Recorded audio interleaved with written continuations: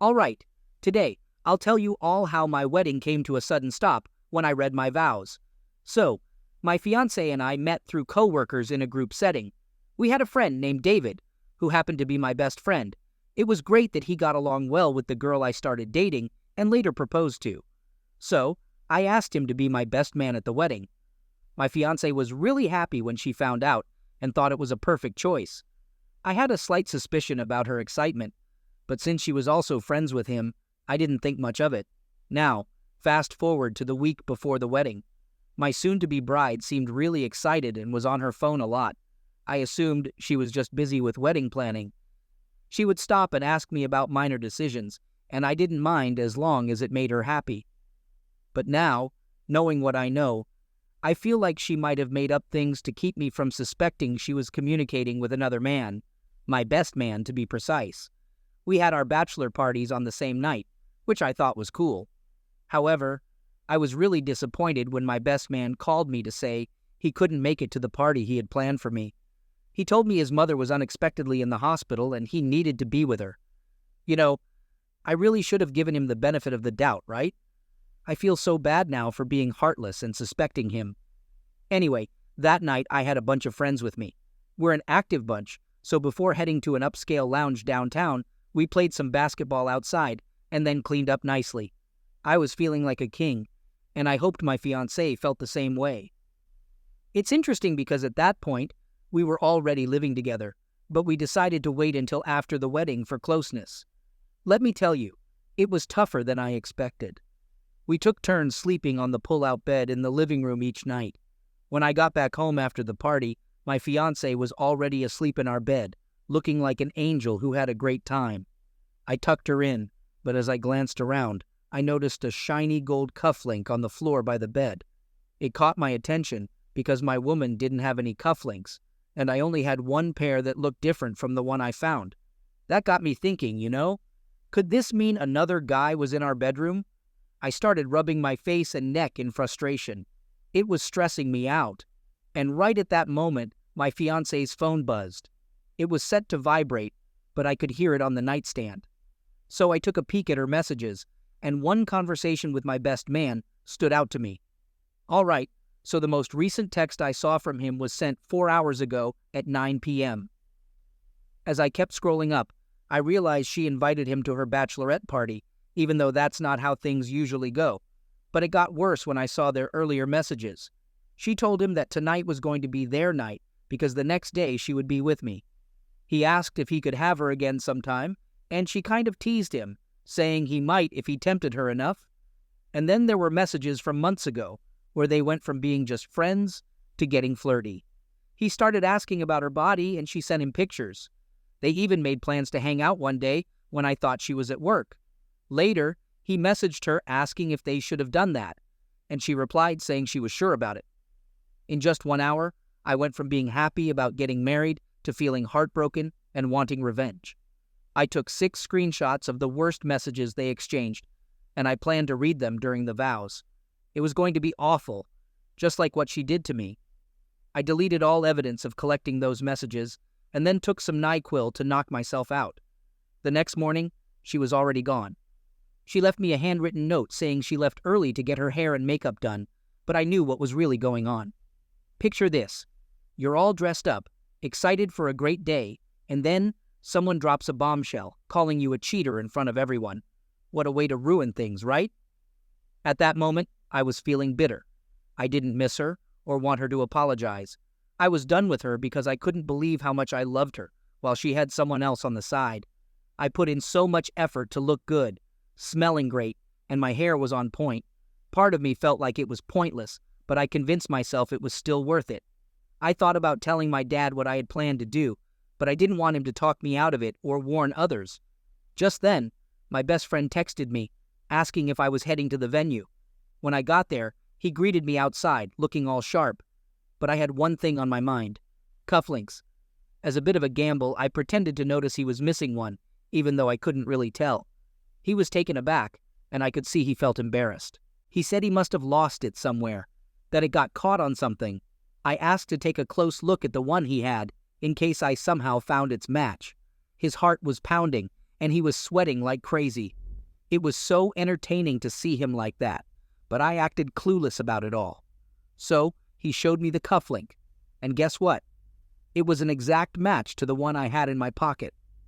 In that moment, I looked at him dead serious for a few painful seconds. I was trying my best not to scream or punch him. He could tell something was up and asked if I was all right.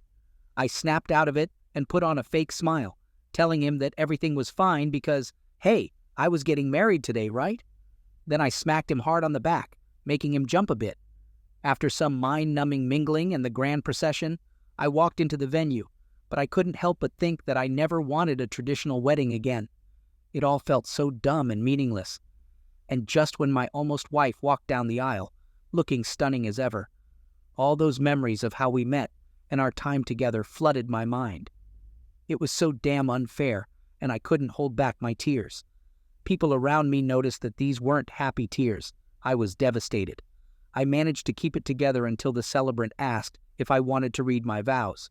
That was the moment.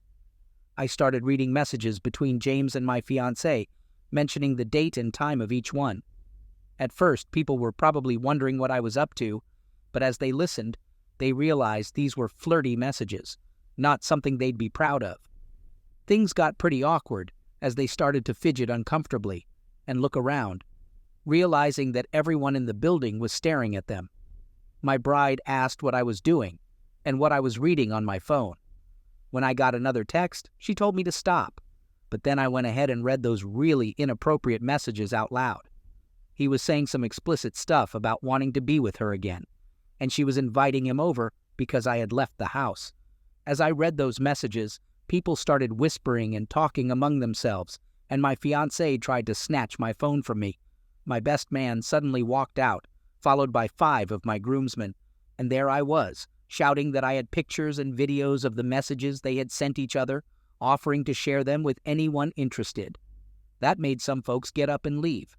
The celebrant had the nerve to ask if we were still going to get married, and I couldn't help but laugh loudly and sarcastically. My ex was now on her knees, crying in her white dress at the altar. Her bridesmaids were clueless, just standing there frozen. Maybe some of them knew about her affair with him or saw them being all flirty. It was satisfying to see that no one rushed to console her. I had enough of the whole drama at this point. My head was throbbing from it all. I stepped outside to check on my best man. Turns out he was cornered by those 5 guys, yelling and screaming at him in disbelief for betraying me like that. At that moment, I was just done with it all. My head was pounding, and I had enough of the whole mess. I got the revenge I wanted, and all I wanted to do now was take a nap. I told those guys to back off and let my best man go, saying that keeping him here wouldn't help anything. As they stepped back, my almost bride came running out of the venue, being chased by her bridesmaids who were giving her a hard time and calling her terrible names. She ran behind my best man's car for about 10 yards before he saw her in the mirror and stopped.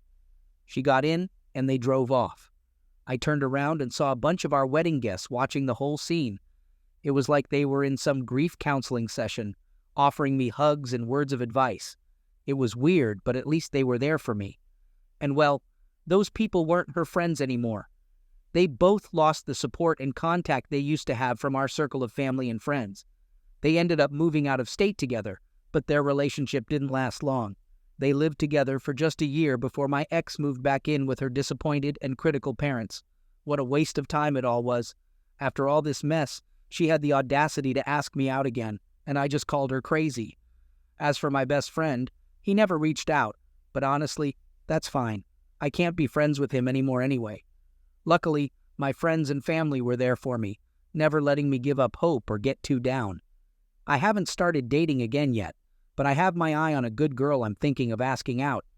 It's crazy to think that someone would be committed to only me, but my ex planted a seed of doubt in my mind. So, now I take my time getting close to people. I ask them anything I want to know and share my past experiences with them so they understand where I'm coming from. Second story. My wife and I had been married for 10 years. Our anniversary party was approaching, and I couldn't believe how lucky I was to have found someone to be with for so long. We knew everything about each other and were best friends. We believed our zodiac signs were soulmates, and maybe that's why our relationship was so strong. I did notice that her sign was associated with cheating, but I ignored that and trusted her for the past 10 years. We had a daughter 3 years into our marriage.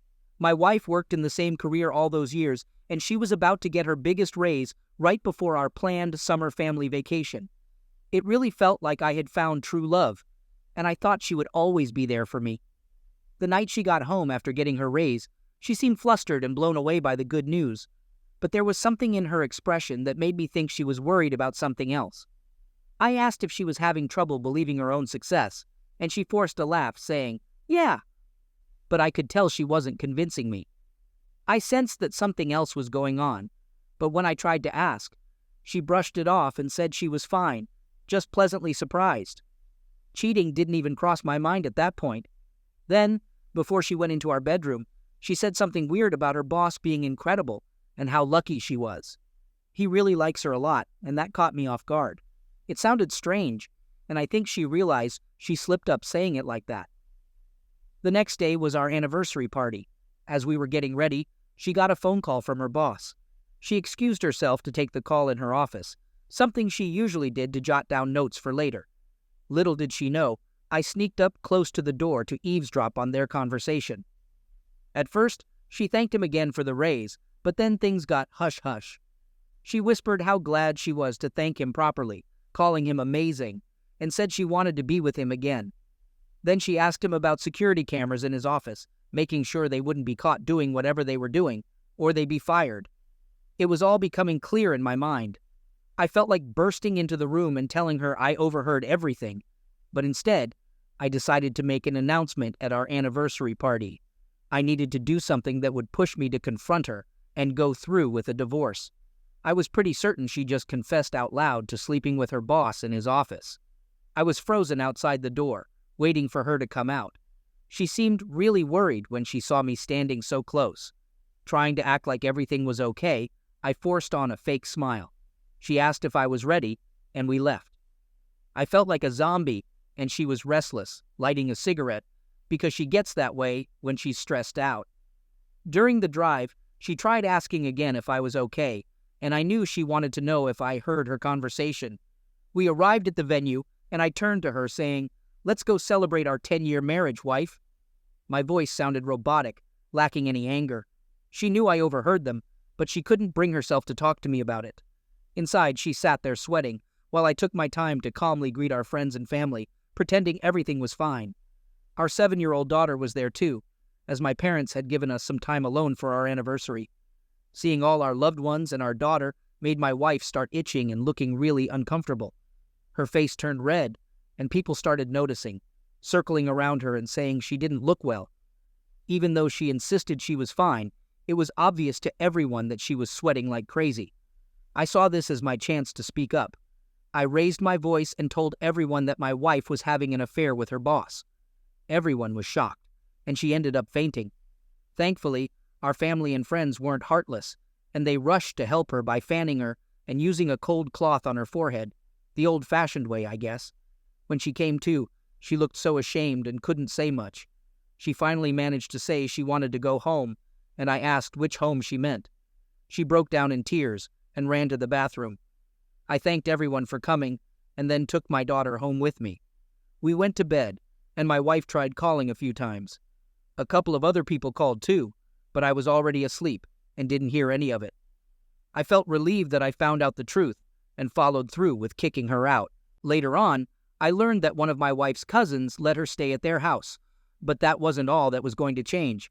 I decided to email their company's HR department about what had happened. A week later, they got back to me, thanking me for the information and letting me know that they took appropriate action. After that, my wife called me. She started by calling me a low slime bag for ruining both her and her boss's careers that they had worked towards their whole lives. I called her a low slime bag for ruining our marriage after I put in 10 hard years for her and our daughter. How could she do that and still expect our daughter to look up to her as a mother? She didn't reach out to me until visitation with our daughter started after the divorce. But you know what? I've already found a woman who has her own daughter and does things for me that my ex would never have even considered. It's bittersweet, though. because I realize I wasted a lot of time trusting her. Third story. I guess I should call him my ex-best friend now, but it's tough to accept that our friendship is over just like that. We spent so many years building a strong bond, and now it's all turned to dust. We've known each other since high school, about 15 years ago. He was like a brother to me, and even like a son to my parents. We practically lived at each other's houses back then, and our families were really close. We went on trips together and had so many memorable experiences. He was the best man at my wedding, and I was supposed to be his best man at his wedding too. We've been through a lot together, helping each other out in tough times, and having deep conversations about life, love, and everything else. He was always there for me when I needed him, giving me solid advice and being a true friend. It's hard to put into words how much it hurts to lose him because he was such a significant part of my life. Losing him might be just as painful as losing my wife. It's a huge blow to lose someone who was always there for me and who I considered a true friend, only to find out he betrayed me like this. I've been married to my wife for almost 5 years, but we've been together for 7. I still remember the day we first met. It was love at first sight. She was absolutely stunning with her piercing blue eyes and infectious laugh. I was surprised when she agreed to go out with me because I thought she was out of my league. But as we got to know each other, I fell even more in love with her. She had this incredible passion for life and helping others. Her kindness and warmth towards everyone just made me love her even more. Being married to her was amazing, and I always felt like our marriage was more than just good. It was great. I made sure not to let myself go as a husband. I took care of myself and ate well. I never forgot our anniversaries and special dates. When she spoke to me, I genuinely listened and paid attention. I took a real interest in her life because she was important to me. But at the same time, I gave her space and didn't become too needy or clingy. I pulled my weight around the house, cleaning just as much as she did. Our bed life seemed great too, as far as I could tell. I loved her and cared for her the way a husband should, always showing her how much she was appreciated. I even made an effort to keep dating her after we got married. I can honestly say I never took her for granted. But despite all of that, I still find myself wondering what went wrong. I've asked myself over and over if there was something else I could have done. Did I do too much? Did she think I was a pushover? Did she lose respect for me? It's hard to figure out what happened. I'm not saying our marriage was flawless. We did have arguments, but they were never serious ones. The trouble began when my best friend broke up with his girlfriend. He took it pretty hard and was feeling upset. I talked to him about it, but then my wife asked if I'd mind if she went out for a coffee with him to talk and give him a woman's perspective. I told her it was okay with me. After all, she and my best friend were also friends.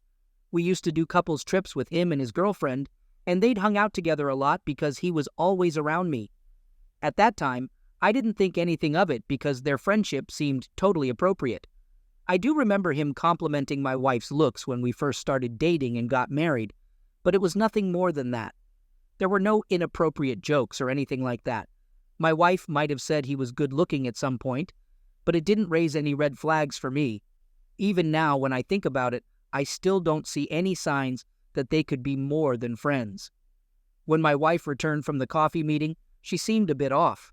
She was really angry with his ex and said he deserved better. I tried to console her, saying he's young and will heal with time, but she seemed really upset by that. She insisted he needed time, and any girl who ends up with him would be really lucky, and his ex was foolish for leaving him.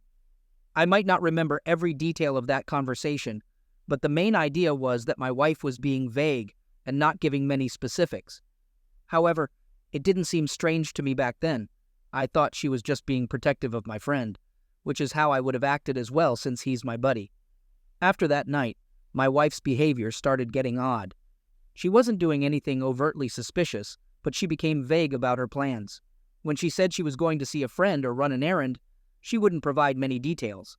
I'm not a controlling person, and she had never given me a reason to doubt her, so I didn't make a big deal out of it. At the time, it didn't strike me as strange. My friend was acting weird too, but I attributed it to his recent breakup and feeling down. I would invite him to hang out, but he kept turning me down, which was unusual. He never gave a specific reason, just said he was busy. I saw less and less of him, and when we did meet, he seemed different. It's hard to describe, but he didn't seem as comfortable as before. One day, he messaged me asking to visit his house, saying he needed to talk and get some things off his chest. I went over there without suspecting anything. I knocked on the door and he answered. I tried to make some light conversation and jokes, but he completely ignored me. He then asked me to go into the living room, and there I found my wife sitting on his couch.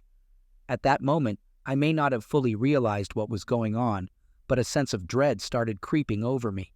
As soon as I walked in, she started crying, and he wasted no time telling me that there was no easy way to say it. They were in love and wanted to be together. I was completely shocked and felt like I wasn't even present in that moment. When I finally started to gather myself, they both tried to apologize, saying they still loved me and regretted what happened. They insisted it was an emotional affair that just happened, not something they planned.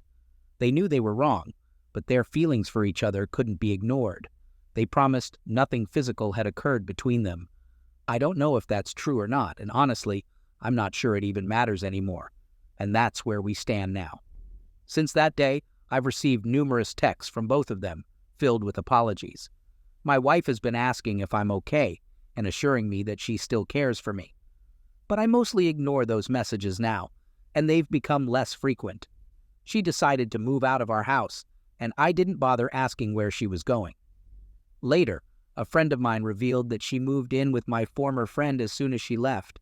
That was just a few months ago. A few days back, she stopped by the house to pick up some things. I tried to avoid her, but she asked if she could talk to me for a moment. She then told me that she and my former friend are trying to have a baby together. She wanted to give me a heads up so we can handle it as we go through our divorce.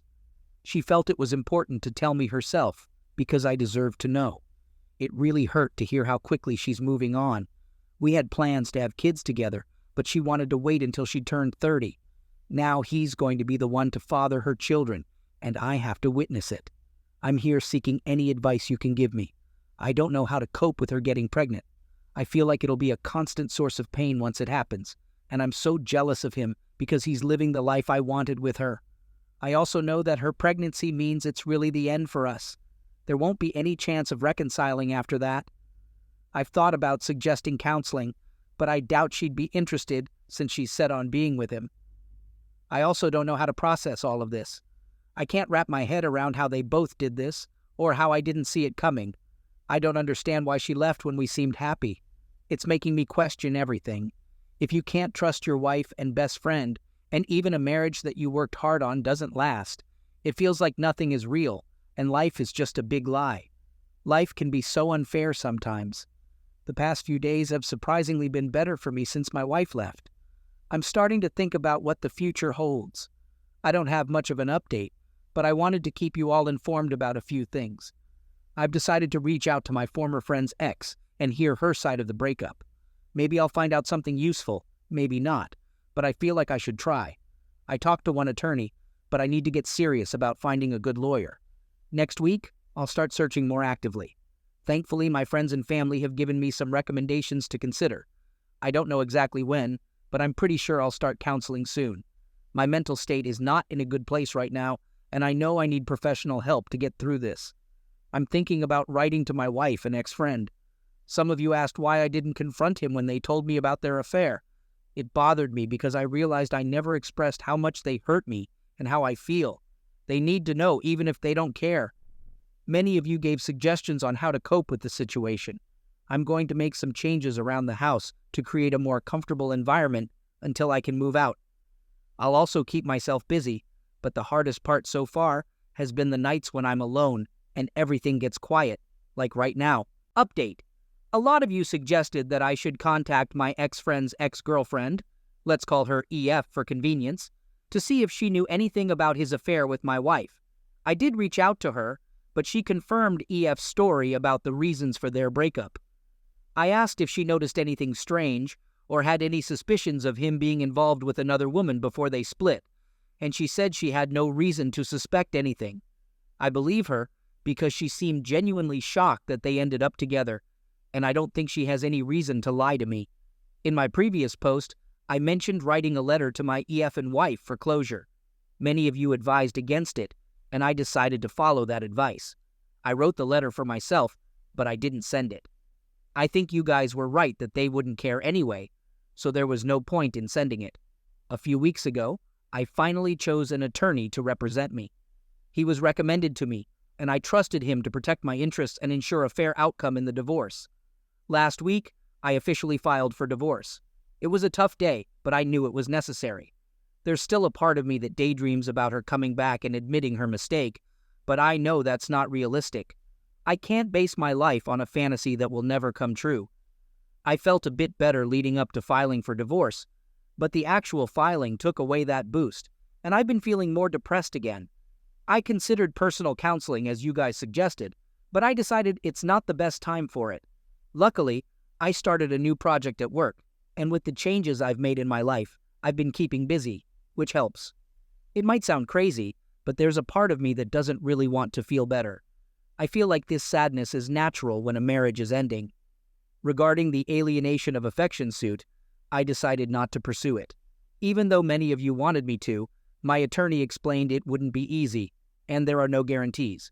Besides, I don't care about the money. Even if I won, it wouldn't change anything. My main goal now is to wrap this up as soon as possible so I can move away and start over. The only other interesting thing is that after my wife got her papers, she contacted me asking to meet and talk. I haven't responded, and I'm not sure if I will. I don't think there's anything left for us to say to each other, and I doubt there's anything she could tell me that I want to hear. In terms of what I've been up to, I've been running more, doing some reading, trying out yoga and meditation. Yoga was cool, but meditation wasn't really my thing. Work has kept me busy, which is a good distraction.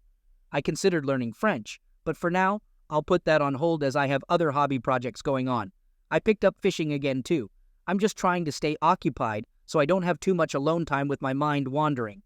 Regarding changes around the house, I got rid of lots of trinkets that reminded me of my wife. I got a body pillow for my bed, which surprisingly helped me relax more. I'm still in the guest room, but I might move back to the master bedroom soon. It doesn't make much difference at this point though, as I'm still having trouble sleeping. That's pretty much it. I've been reading more about failed relationships and got some good advice from recommended sites and a YouTube video. The guy in the video said that if someone moves on quickly after the breakup, they probably weren't the right one for you. It made me rethink how I saw my wife. I used to think she was the one, but maybe she wasn't if she could do all this. He also had some great insights about memories and accepting when someone you cared about becomes just a memory. That's all for now. It's not the happiest or most eventful update, but that's life, I guess.